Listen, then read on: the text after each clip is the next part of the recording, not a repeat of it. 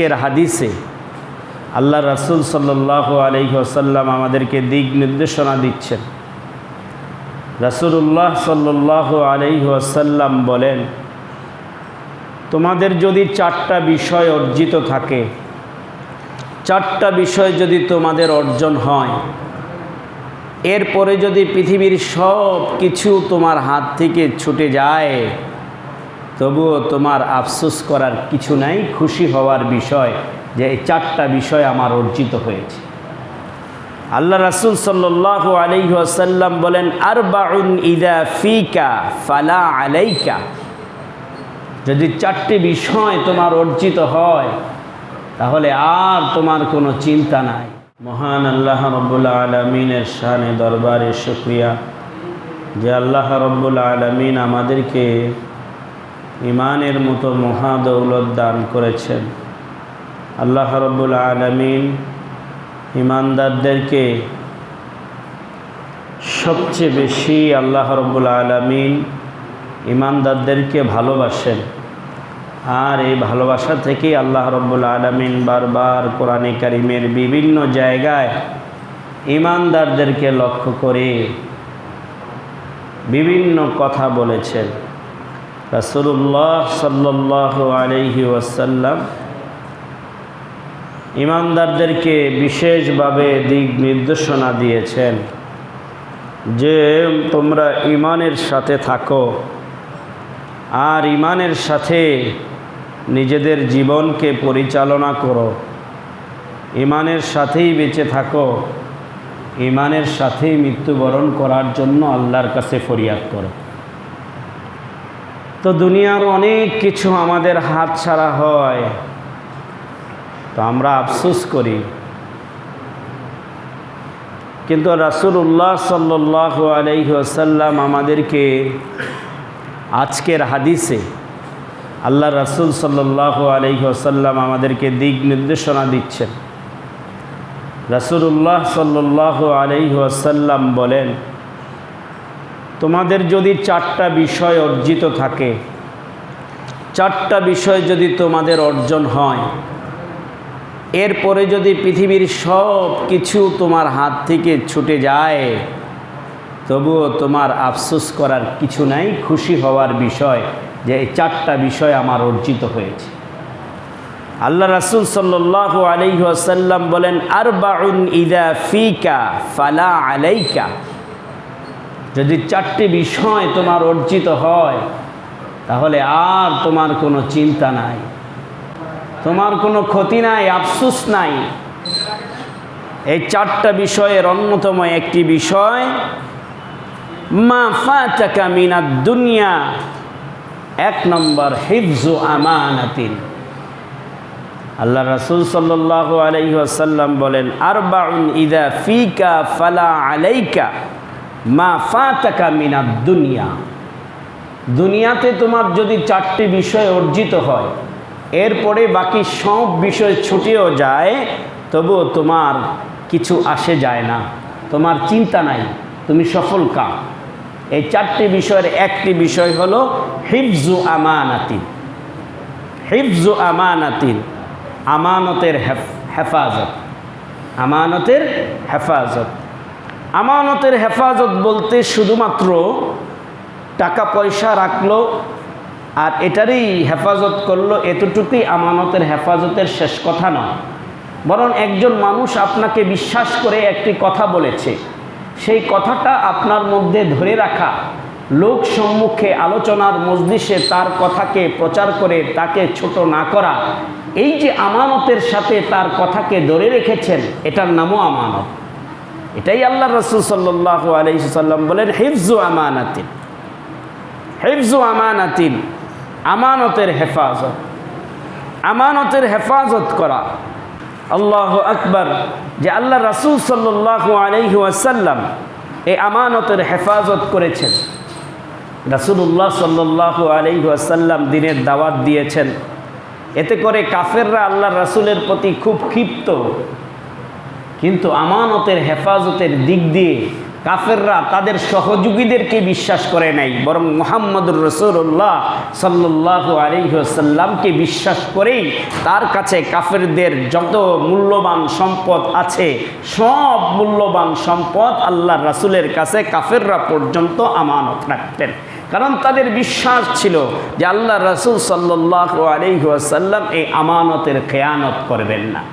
যারই কারণে রাসূলুল্লাহ সাল্লাল্লাহু আলাইহি ওয়াসাল্লামকে যখন আল্লাহ রাব্বুল আলামিন হুকুম দিলেন হিজরতের, মদিনায় হিজরতের হুকুম দিলেন, কাফেররা চারদিক থেকে আল্লাহর রাসূলের ঘরে ঘিরে ফেলেছে সন্ধ্যা রাত্রিতেই।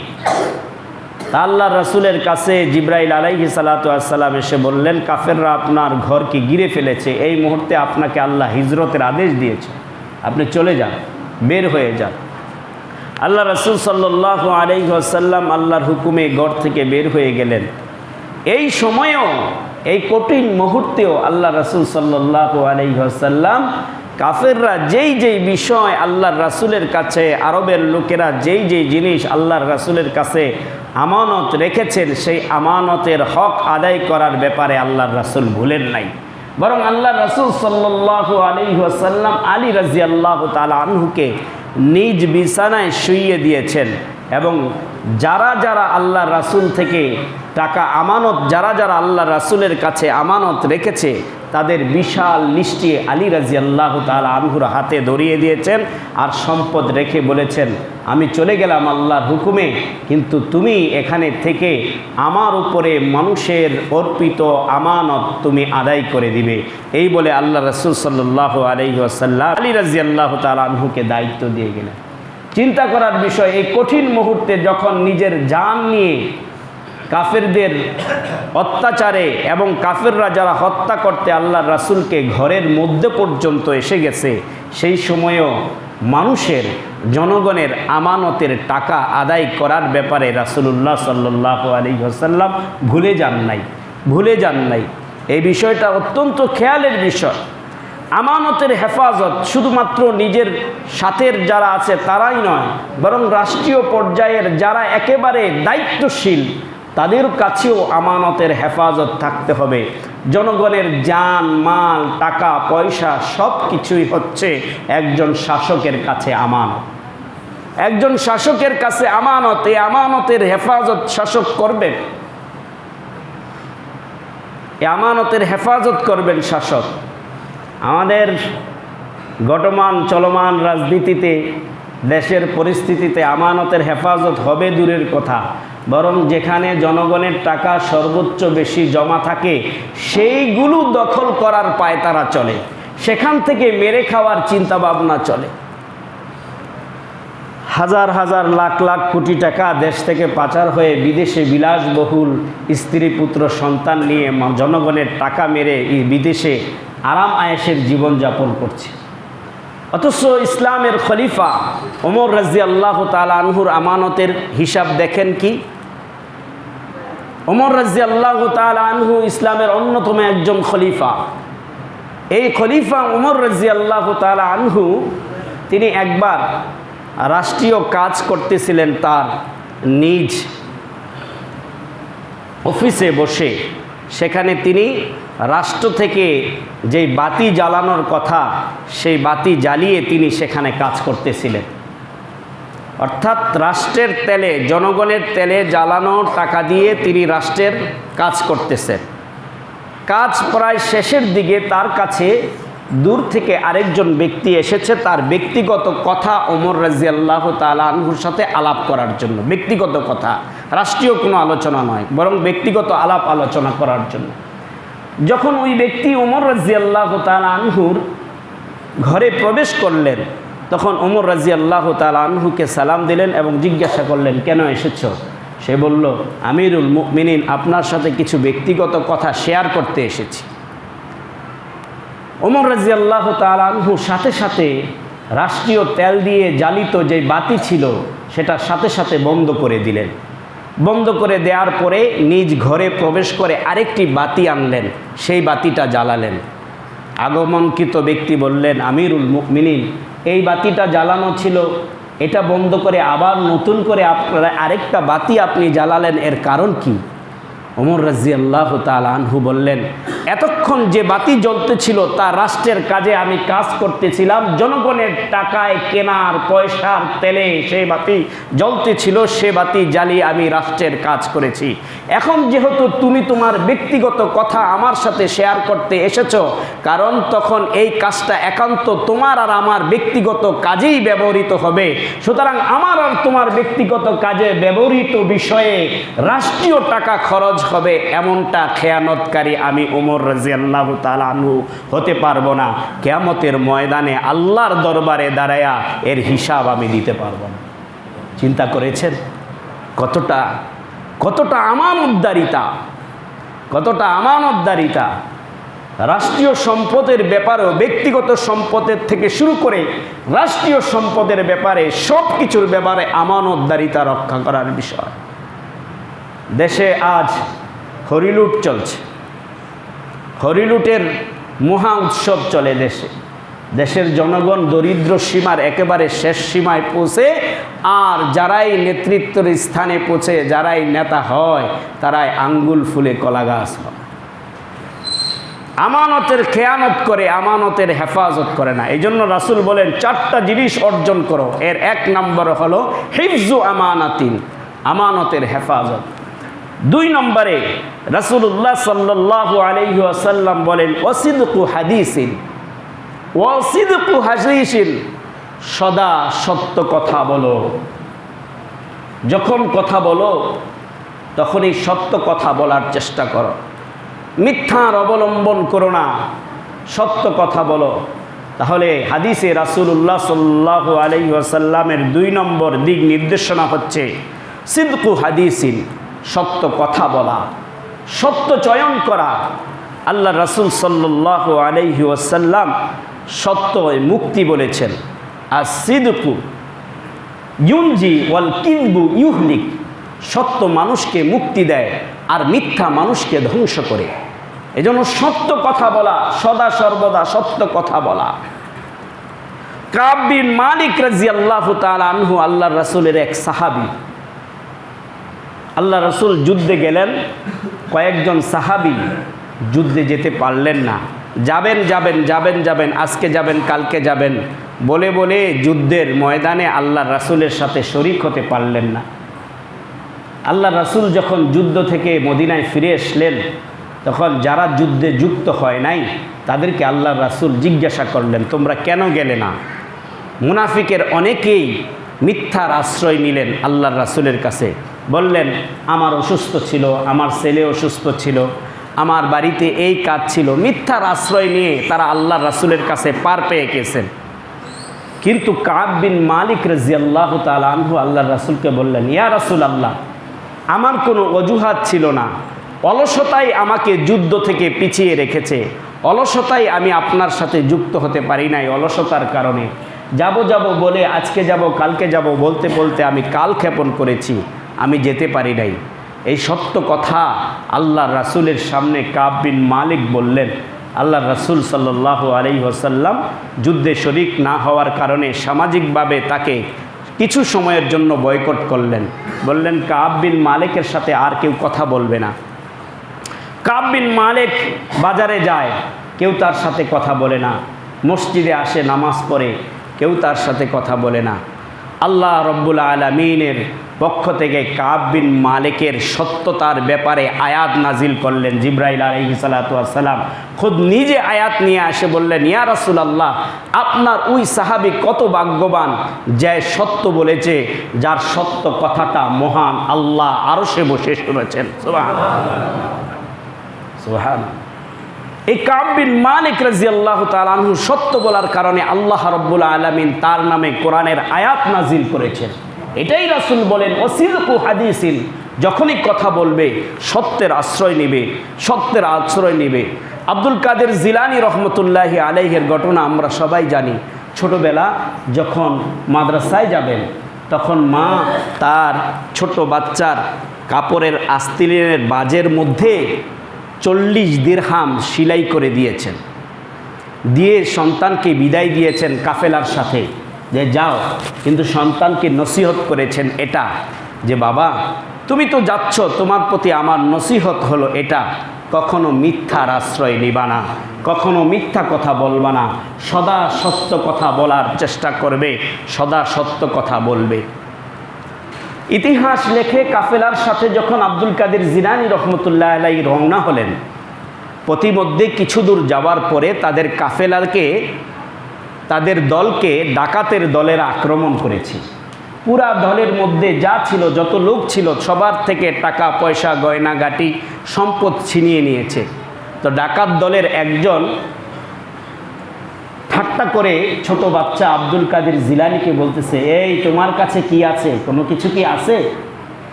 আব্দুল কাদের জিলানী রহমতুল্লাহি আলাইহি বলেন, হ্যাঁ আমার কাছে 40 দিরহাম আছে। আমার মা আমার কাপড়ের আস্তিনের তলে এই দিরহামগুলো সেলাই করে দিয়েছে। তো প্রথমে ডাকাত দলেরা বললেন হয়তো বাচ্চা মানুষ না বুঝেই কথা বলতেছে। তো আব্দুল কাদের জিলানী বলেন, না না না, আমি মিথ্যা কথা বলি না, আমার মা আমাকে মিথ্যা বলতে নিষেধ করেছে, সত্যিই আমার আস্তিনের নিচে 40 দিরহাম আছে। তো যখন আব্দুল কাদের জিলানীকে চেক করা হলো, চেক করার পরে দেখলেন সত্যি সত্যি তার কাপড়ের আস্তিনের নিচে, বাজের নিচে 40 দিরহাম আছে। কাফেররা, ডাকাইতের এই দলেরা তার 40 দিরহাম নিলেন এবং সর্দার আব্দুল কাদের জিলানীকে কাছে ডাকলেন, বললেন, তুমি তো পারতে, তুমি তো এই 40 দিরহাম কাপড়ের আস্তিনের নিচে লুকিয়ে রাখতে পারতে, যেটার খোঁজ খবর আমরা পাই নাই, তারপরেও তুমি কেন এই কথা বললে? আব্দুল কাদের জিলানী রহমতুল্লাহি আলাইহি বলেন, আমার মা আমাকে নসিহত করেছে, কখনো মিথ্যা কথা বলতে নিষেধ করেছেন, এবং আমার আল্লাহ এই কথা বলেছেন যে তুমি কখনো মিথ্যা কথা বলবে না, কারণ মিথ্যা মানুষকে ধ্বংস করে আর সত্য মানুষকে মুক্তি দেয়। এই জন্য আল্লাহর দিকে দেখে আর আমার মার সাথে আমি যে ওয়াদা করেছি সেই ওয়াদার দিকে লক্ষ্য করে আমি মিথ্যা বলি নাই। কাফের সর্দার, ডাকাত সর্দার এই কথা শুনে বললেন, আহারে, এই ছোট্ট শিশু আল্লাহর ভয়ে আর মার সাথে ওয়াদার করার এই ভয়ে মিথ্যা কথা বলে নাই। আর আমরা পরিণত বয়স হয়ে গিয়েছে, আল্লাহর সাথে কত ওয়াদা করে আমরা পৃথিবীতে এসেছি, আর পৃথিবীতে এসে আল্লাহর সাথে ওয়াদা ভঙ্গ করে কত গুনার কাজে লিপ্ত হচ্ছি। ছোট্ট বাচ্চা আল্লাহর কাছে ওয়াদা করে এসেছে, মায়ের কাছে ওয়াদা করে এসেছে, এই জন্য মিথ্যা বলে নাই। আর আমরা প্রতিনিয়ত আমাদের ওয়াদা ভাঙতেছি। এই ছোট্ট বাচ্চার এই সত্যবাদিতা দেখে ডাকাত দলের সর্দার সহ তার সহযোগী সমস্ত সহযোগীরা তওবা করে সেখানেই মুসলমান হয়ে দ্বীনের পথে ফিরে এসেছে। এর নাম হচ্ছে সিদকু হাদিসিন, সদা সত্য কথা বলা। 2 নম্বর নির্দেশ। 3 নম্বরের নির্দেশে আল্লাহ রাসূল সাল্লাল্লাহু আলাইহি ওয়াসাল্লাম বলেন, ওয়া হুসনু খলিকাতিন, ওয়া হুসনু খলিকাতুন, হুসনুন মানে সৌন্দর্য, খলিকাতুন মানে চরিত্র, সুন্দর চরিত্রের অধিকারী হওয়া। আল্লাহ রাসূল সাল্লাল্লাহু আলাইহি ওয়াসাল্লাম 3 নম্বরে হাদিসে দিক নির্দেশ দিয়েছেন, ওয়া হুসনু খলিকাতিন, উত্তম চরিত্রের অধিকারী হও। আর আমাদের মাঝে উত্তমতা দূরেই চলে গিয়েছে, অসততা আমাদের মাঝে ফিরে এসেছে। নিজের গায়ের জোরে হোক, ক্ষমতার জোরে হোক, বা অন্য কিছুর জোরেই হোক না কেন, আমরা সমাজে আমাদের দুর্বলদের প্রতি এত অত্যাচার আর অসৎ আচরণ করি যে আমাদের অত্যাচারে আর অসৎ আচরণে সাধারণ মানুষ নিষ্পেষিত হচ্ছে। আল্লাহ রাসূল সাল্লাল্লাহু আলাইহি ওয়াসাল্লাম বলেন, ওয়া হুসনু খলিকাতিন, উত্তম চরিত্রের অধিকারী হওয়া। দেখেন আল্লাহ রাসূল কেমন চরিত্রের অধিকারী হয়েছেন। এক বেদুইন সাহাবী মসজিদে নববীতে এসে, গ্রাম থেকে এসেছে, তো মসজিদে নববীতে এসে মসজিদের মাঝেই প্রস্রাব করা শুরু করেছে। সাহাবীরা চেতে রাগ করলেন, চেতলেন, রাগান্বিত হয়ে তার দিকে ছুটে যেতে চাইলেন। আল্লাহ রাসূল সাল্লাল্লাহু আলাইহি সাল্লাম বলেন, এই দাঁড়াও, ওনাকে ওনার কাজ করতে দাও, মানে ওনার প্রস্রাবের কাজ ছাড়তে দাও। তো ওই বেদুইন ব্যক্তি মসজিদে বসে বসেই প্রস্রাব করে ফেলছে। প্রস্রাব শেষে আল্লাহ রাসূল সাহাবীদেরকে বললেন, সে যেই স্থানে প্রস্রাব করেছে সেখানে 1 বালতি পানি ঢেলে দাও, এটাকে ধুয়ে দাও। আর তাকে কাছে ডাকলেন, ডেকে বললেন, এটা আমাদের ইবাদতখানা, এখানে আমরা আল্লাহর জিকির করি, আল্লাহর ইবাদত করি, এখানে এভাবে অপবিত্র করা এটা আমাদের জন্য উচিত হবে না। ডেকে এই কথা বললেন। আর আমরা হইল তো তোর গার ফাটাইলাম, মসজিদ দেখোস না। তো আল্লাহ রাসূল বললেন, এটা আমাদের ইবাদতখানা, আল্লাহর জিকিরের জায়গা, সেখানে তুমি অপবিত্র করছো। এই আদর্শ দেখে সেই ব্যক্তি সেখানে আল্লাহ রাসূল সাল্লাল্লাহু আলাইহি ওয়াসাল্লামের হাতে হাত রেখে মুসলমান হয়ে গেলেন। হুসাইন রাদিয়াল্লাহু তাআলা আনহুর ছেলে, হুসাইন রাদিয়াল্লাহু তাআলা আনহুর ছেলে, তার মানে আলী রাদিয়াল্লাহু তাআলা আনহুর নাতি। এই হুসাইন রাদিয়াল্লাহু তাআলা আনহুর ছেলে, তিনি তার দাসের মাধ্যমে, তার একজন দাস ছিল, সেই দাস তাকে অজু করার জন্য পানি ডালতেছিলেন। তো হঠাৎ অজুর যেই বড় গামলাটা আছে যেটা দিয়ে পানি ডালছেন, সেটা তার হাত থেকে ছুটে হুসাইন রাদিয়াল্লাহু তাআলা আনহুর ছেলের নাকের উপরে পড়েছে, মুখের উপরে পড়ে নাকের উপরে পড়ে নাকটা ফেটে গেছে, রক্ত বের হচ্ছে। তখন তিনি রাজা, পরবর্তী সময়ে তাবির, তো তার গায়ে এই আঘাত হয়ে ক্ষতবিক্ষত হওয়ার পরে দাস খুব ভয় পেয়ে গেলেন যে এই মুহূর্তে মনে হয় আমার বিচার শুরু হবে, আর আমাকে হয়তো এর বদলা দিতে হবে নিজের জান দিয়ে। তো হুসাইন রাদিয়াল্লাহু তাআলা আনহুর ছেলে শাসক, তিনি বললেন, তুমি এত ভয় পাচ্ছ কেন? বলে, আমিরুল মুমিনিন, আমি আপনার গায়ের উপরে এই বড় গামলাটা ফেলে দিয়েছি, যার মাধ্যমে আপনি অনেক ক্ষতিগ্রস্ত হয়েছেন। তো হুসাইন রাদিয়াল্লাহু তাআলা আনহুর এই ছেলে, তিনি বললেন, যাও, তুমি ভয় পাওয়ার কিছু নাই, আমি তোমাকে মাফ করে দিলাম। সুবহানাল্লাহ। এটাই হচ্ছে উত্তম চরিত্র। মানুষের চরিত্র উত্তম, মানুষের সাথে ভালো ব্যবহার করা, নম্র ব্যবহার করা। 4 নম্বরে আল্লাহ রাসূল সাল্লাল্লাহু আলাইহি ওয়াসাল্লাম বলেন, ওয়া ইফফাতু ফি তুরমাতিন। গুরুত্বপূর্ণ আরেকটি পয়েন্ট আল্লাহ রাসূল বলেন, ওয়া ইফফাতু ফি তুরমাতিন, যে তোমরা ওয়া ইফফাতু ফি তুরমাতিন, তোমরা হালাল রিজিক ভক্ষণ করো, হালাল রিজিক ভক্ষণ করো, হালাল খাও, হালাল রিজিকে বরকত আছে, হারাম থেকে বেঁচে থাকো। আজ আমরা হারামের দিকে দৌড়াচ্ছি বেশি, হালালতে চিনি না। এই যে আমরা হালাল ভক্ষণ করতে বলেছেন রাসূলুল্লাহ সাল্লাল্লাহু আলাইহি ওয়াসাল্লাম বলেন, হারাম মাল দ্বারা ভক্ষণের রক্ত গোশত জাহান্নামী। নাউজুবিল্লাহ। আল্লাহ রাসূল বলেন, যে দেহের মধ্যে হারাম খেয়ে রক্ত হয়েছে, হারাম খেয়ে গোশত হয়েছে, সেই হারামের দেহের রক্ত এবং গোশত উভয়টাই জাহান্নামী। এটা আল্লাহ রাসূল স্পষ্ট হাদিস বলেছেন। আমরা তো আজকে হারামের দিকে দৌড়াই। আল্লাহ রাসূল বলেন, হালাল খাও, হালাল খাও। আবু বকর রাদিয়াল্লাহু তাআলা আনহু খলিফা থাকার কালে তার দাসী তার একটা খাবার দিয়েছেন, আবু বকর রাদিয়াল্লাহু তাআলা আনহু খাবার খেয়ে ফেললেন। পরে জানলেন যে এই খাবারটা জাহিলি যুগে হাত দেখে জাদুগ্রস্ত করার পরে এই খাবারটা তার দাসীকে একজন ব্যক্তি দিয়েছিল। এই সন্দেহযুক্ত মালের খাবার খেয়ে আবু বকর রাদিয়াল্লাহু তাআলা আনহু গলার মধ্যে আঙ্গুল ঢুকিয়ে বমি করে ফেলে দিয়েছে। আর আমরা তো এখন নিজের জমানো টাকা সুদে লাগাইয়া আরামে সুদ থেকে টাকা উঠায় আর খায় আর মুস করি। শরীরে শক্তি আছে, কাজ করে না। শরীরে শক্তি আছে দোকান দেওয়ার, দোকানে চাকরি করার, কাজ করার, ব্যবসা করার শক্তি আছে, নাই। কিছু জমানোর টাকা আছে, সেগুলো বিভিন্ন জায়গায় ফিক্সড ডিপোজিটে লাগাইয়া সুদের টাকা উঠায়া খায়া বরে বসে বসে মুস্তারি করতেছে। আপনি হারাম খাচ্ছেন, মনে রাখতে হবে এগুলো। হারাম ভক্ষণ থেকে দূরে থাকতে হবে আমাদেরকে। আল্লাহ রাব্বুল আলামিন রাসূলুল্লাহ সাল্লাল্লাহু আলাইহি ওয়াসাল্লামের যে 4টি দিক নির্দেশনা দিয়েছেন, এই 4টি দিক নির্দেশনা আমাদের সকলকে মানার তৌফিক দান করুন।